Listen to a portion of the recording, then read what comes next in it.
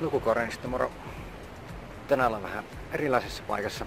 Ei ole mun lempimestoja lukea, mutta kävin ulkona lukemassa tämä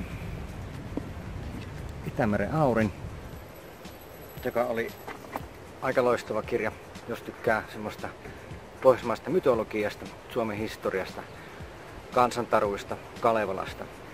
Sieltä löytyi paljon tuttuja hahmoja, mitä on esimerkiksi ollut Vikingit-sarjassa, oli joitakin nimiä. Ja sieltä löytyi myös paljon Kalevalan viittauksia.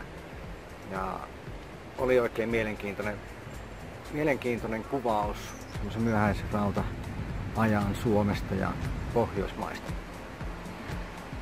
On varmaan tää Valkama lukenut omat Diana Gabaldoninsa, sillä siellä on aika paljon näitä kasvien käytöstä ja semmoista kuvailua, mitä myös Gabaldon käytti Matkaajasarjassa.